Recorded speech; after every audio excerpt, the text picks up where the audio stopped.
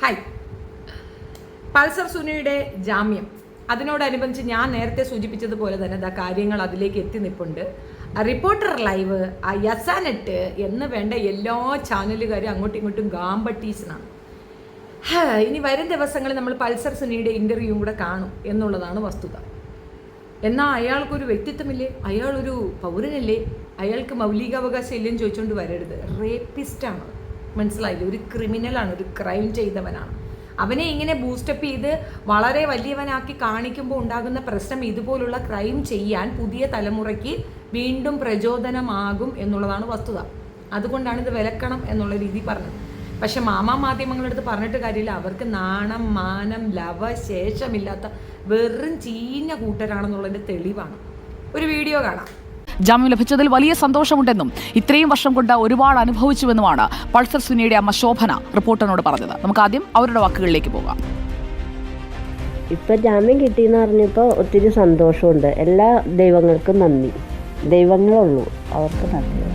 ഇത്രയും വർഷങ്ങൾ ദുരിതമായിട്ടുള്ള വർഷങ്ങളായിരുന്നു മോനില്ലാത്തതുകൊണ്ട്.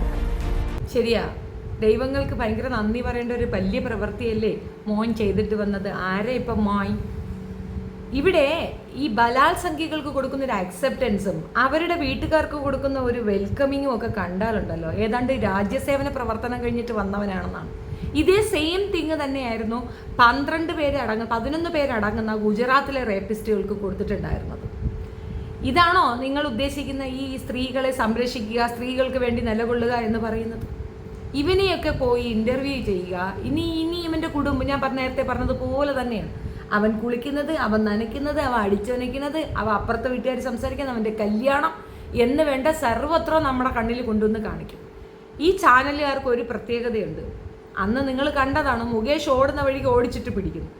എല്ലാ വാർത്തയും ആദ്യം ഞാൻ പബ്ലിഷ് ചെയ്യണം, എല്ലാ വാർത്തയും ഞാൻ തന്നെ അങ്ങോട്ട് കൊണ്ടു, ഞങ്ങൾക്ക് കിട്ടിയ എക്സ്ക്ലൂസീവ്.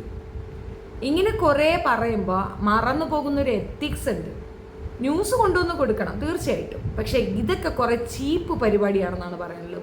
ചീപ്പെന്ന് വെച്ചാൽ പക്ക ചീപ്പ് പരിപാടിയാണ് ഇതൊക്കെ. ഇത് എങ്ങനെയാണ് പറയാന്നറിയത്തില്ല. അതൊരു സ്ത്രീക്ക് മാത്രം മനസ്സിലാകുന്ന ഒരു കാര്യമാണ്. ഈ മകനെ ഇത്രയധികം അങ്ങ് മിസ് ചെയ്തു അമ്മച്ചിക്ക് ഒരു അല്പം ബോധം ഉണ്ടായിരുന്നെങ്കിൽ മറ്റു പെൺകുട്ടികളെ ഇതുപോലെ അവഹേളിക്കുന്ന മകനോട് പറഞ്ഞു കൊടുക്കില്ലായിരുന്നോ? കൊട്ടേഷൻ ഏജൻ്റാണ് മോൻ അല്ലേ? അമ്മ എന്തൊരു അഭിമാനത്തോടു കൂടി പറയണമെന്നാണ്. അമ്മ ദൈവത്തിനോട് പറഞ്ഞതും അതായിരിക്കല്ലേ, മോൻ ഇനിയും പെണ്ണുങ്ങളെയൊക്കെ പിടിച്ചു വെച്ച് വായിക്കകത്തേക്ക് കൊടുക്കണം, എന്നിട്ട് ആ രീതിയിലുള്ള കൊട്ടേഷൻ ഏറ്റെടുത്ത ശേഷം അതിൻ്റെ പേയ്മെൻറ്റ് വാങ്ങിച്ച് അമ്മച്ചിക്ക് കൊണ്ടുവന്ന് ചാപ്പാട് കൊടുക്കണം. അമ്മച്ചി ഭയങ്കര ബാധ്യതയിലും ബുദ്ധിമുട്ടിലുമായിരുന്നു. ഈ മകൻ്റെ ആഹാരം വാങ്ങി ഭക്ഷിക്കണമായിരുന്നോ? എന്നാലേ ജീവൻ നിലനിൽക്കുള്ളായിരുന്നോ? ഈ മനസ്സിലാകാത്തോണ്ട് ചോദിക്കുന്നതാണ്. പക്ഷേ ഈ തള്ള കാരണം ഈ മോൻ ഇനിയും കൊട്ടേഷൻ ഏറ്റെടുക്കും. വരും ദിവസങ്ങളിൽ നമുക്ക് പൾസർ സുനി കുളിച്ചത് എങ്ങനെ, പൾസർ സുനി പല്ല് തേച്ച ട്യൂബിൽ എത്രമാത്രം പേസ്റ്റ് ബാക്കിയുണ്ടായിരുന്നോ, പല്ല് തേച്ചുകൊണ്ടിരിക്കുന്ന സമയത്ത് പൾസർ സുനി കാക്ക പറന്നു പോകുന്നത് കണ്ടു, പൾസർ സുനി നിന്നു നടന്നു കിടന്നു, ഇതൊക്കെ വരും. മാത്രമല്ല പൾസർ സുനിയുടെ അമ്മ ഇനി ദൈവപുത്രനായിട്ട് അല്ലെ ദൈവപുത്രിയായിട്ട് ഇങ്ങനെ അവരോധിക്കപ്പെടുന്ന ഒരു സീനറിയും കൂടെ നമ്മൾ കാണേണ്ടി വരും. ഒരല്പ എത്തിക്സ് കാണിക്കും മാധ്യമേ, ഒരല്പം മനസ്സാക്ഷി കാണിക്കും. ഇനി ആ ഇര അപമാനിക്കപ്പെടാവുന്നതിൻ്റെ മാക്സിമം ഇവറ്റകൾ മെനക്കെട്ട് അവമാനിക്കും എന്നുള്ളൊരു തർക്കമേ വേണ്ട. ആ പെങ്കൊച്ചിനെ നാണം കെടുത്തി അതിനെ കൊല്ലാകൊല ചെയ്യാനായിട്ടാണ് ഇനി ഇവരിറങ്ങി നിൽക്കുന്നത്. ഇതൊരു ന്യൂസ് കാണാൻ വ്യൂ കിട്ടും. കാരണം പൾസർ സുനിയുടെ അമ്മ എന്ത് പറയുന്നു, പൾസർ സുനിയുടെ അമ്മ ഇതിനെപ്പറ്റി എന്താണ് അഭിപ്രായം? പൾസർ സുനിയുടെ അമ്മ ഒരു നല്ല അമ്മയാണെങ്കിൽ മകനെ ഇതുപോലെ വളർത്തത്തില്ല. ഇമാതിരി മറ്റ് പെൺകുട്ടികളെ കാണുമ്പോഴത്തേക്ക് സുന പൊങ്ങിക്കൊണ്ട് പോയി അത് വായിക്കാത്തേക്ക് കുത്തിക്കയറ്റി കൊടുക്കുന്ന ഒരു വൃത്തികെട്ട ജന്തുവിനെ ആക്കി വളർത്തത്തില്ല. ഇപ്പോഴും അവർ വെയിറ്റ് ചെയ്യാണ് മകന് വേണ്ടിയിട്ട്. എന്ത് സാധനമാണോ എന്തോ ഇത്? അമ്മ മകൻ്റെ പ്രണയമല്ലേ? അവരുടെ തമ്മിലുള്ള ഇഷ്ടമല്ലേ? അമ്മയും മകനും തമ്മിൽ ഇതൊന്നും പറയല്ലേ?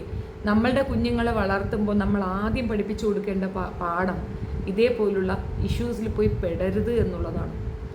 മറ്റുള്ളവർക്ക് വേണ്ടിയിട്ടാണെങ്കിൽ പോലും ഈ വൃത്തികേട് ഇവൻ ചെയ്തത് എന്തിൻ്റെ അടിസ്ഥാനത്തിലായിരിക്കും? മോൻ കൊണ്ടുവന്നാലേ അമ്മയ്ക്ക് തിന്നാനുള്ളൂ. അതുകൊണ്ടാണ് ഭർത്തൃരക്ഷയെ പുത്രരക്ഷത്തെ ഭർത്തൃതി അങ്ങനെ ഒരു സാധനം ഉണ്ടല്ലോ, അതിൽ കയറി കുത്തിയിരിക്കുന്ന ഒരു അമ്മയാണ്. അതിനപ്പുറം ഒന്നും പറയില്ല. വല്ലാണ്ട് ദേഷ്യം പിടിച്ചിട്ടാണ് പറയുന്നത്. എനിക്കറിയാം കുറച്ച് ഓവറായിട്ടാണ് ഇത് പറയണമെന്ന്, പക്ഷേ വേറെ നിവൃത്തിയില്ല കേട്ടോ. ഇനി ഈ റിപ്പോർട്ടർ ചാനലാണ് മെയിൻ. റിപ്പോർട്ടർ ചാനലുകൾക്ക് ഇതല്ലാതെ വേറെ ഒരു പരിപാടി അറിയത്തില്ല. അവരെടുത്ത് നോക്കുക. ഇപ്പോൾ ഈ റീസെൻ്റ്ലി നടന്ന ആക്സിഡൻറ്റ് ആ പയ്യൻ്റെ കുടുംബ ചരിത്രം എടുത്തിട്ടില്ല, പക്ഷെ ആ പെണ്ണിൻ്റെ ചരിത്രം മുഴുക്ക അങ്ങോട്ട് എടുത്ത് ആ പെണ്ണിനെ അങ്ങോട്ട് അപഹേളിച്ച് അവളെ നശിച്ചങ്ങ് കൊടുക്കും. എന്ത് സ്ത്രീവിരുദ്ധതയാണോ ഇത്? വിഷമമായിട്ട് എന്താണെന്നറിയാം, അതിനകത്ത് വർക്ക് ചെയ്യുന്ന പെണ്ണുങ്ങൾക്ക് പോലും ഒരു ബോധമില്ല എന്നുള്ളതാണ്. ഇത് അപഹേളനത്തിൻ്റെ എക്സ്ട്രീം ലെവലാണ്. അവനൊരു വൃത്തികെട്ട വേട്ടക്കാരനാണ്, ഒരു വേട്ട മൃഗം അവനാണ്. അങ്ങനെയാണ് അവനെ ഒഴിവാക്കി വിടുക. അതിനപ്പുറം അവന് കൊടുക്കുന്ന ആ ബൂസ്റ്റപ്പോ അവനെ കൊണ്ടുവന്ന് ഇനിയിപ്പോൾ ചാനലിരുത്തി സംസാരിപ്പിക്കുമോ എന്തോ. എന്തായാലും കാത്തിരുന്ന് കാണാം. വല്ലാത്ത നിരാശയുണ്ട്. ഒന്നാമത് അവന് ജാമ്യം കൊടുത്തതേ ശരിയായ നടപടിയല്ല. പക്ഷെ എന്ത് ചെയ്യാൻ പറ്റും, നമുക്ക് കോടതിക്കെതിരെ പറയാനൊക്കത്തില്ല. കോടതി നിരീക്ഷിച്ച കോടതിയുടെ ഭാഗത്തു നിന്നുള്ള ന്യായങ്ങൾ ഉണ്ടാകുമല്ലോ. തീർച്ചയായിട്ടും മൗലികാവകാശ ലംഘനം തന്നെയാണ്. ഇത്രയധികം ദിവസം ഇതിങ്ങനെ പിടിച്ചിടേണ്ട കാര്യമൊന്നുമില്ല. പക്ഷെ എന്നിരുന്നാൽ പോലും മനുഷ്യത്വപരമായ ഒരു ഇടപെടൽ വേണ്ടായോ?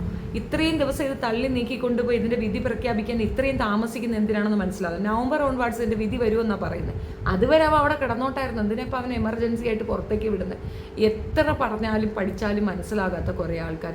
നിരന്തരം പീഡനങ്ങളും നിരന്തര റേപ്പും ഒക്കെ ഉണ്ടാകണം. റേപ്പ് ചെയ്യുന്ന ആളുകൾക്ക് എന്തെങ്കിലും ഒരു ഇനാമും കൂടെ പ്രഖ്യാപിച്ചെങ്കിൽ വളരെ ഉപകാരമായിരുന്നു. ഞങ്ങളങ്ങ് സന്തോഷിച്ചേനായിരുന്നു. അതല്ല, അതിനകത്തൊന്നും പറയാനില്ല. ആ പെൺകുട്ടി ഇത്രയും കരുത്തോടു കൂടി മുൻപോട്ട് വന്നു, സമൂഹത്തിലിടയിൽ ഇറങ്ങി ജീവിക്കുന്നത് കാണുമ്പോൾ ഉണ്ടാകുന്ന കുത്തിത്തിരിപ്പുണ്ടല്ലോ. വേറൊരുത്തി ഉണ്ടായിരുന്നല്ലോ, ഒരു വക്കീൽ. ആ പെണ്ണുമ്പിള കടന്ന് തലതല്ലി പൊളിക്കുന്നുണ്ടായിരുന്നു ഈ പെൺകൊച്ചിനെ കാണുമ്പോൾ. പിന്നെ അവരെ പോലെ നാട് നിങ്ങൾ നടക്കണമായിരുന്നു.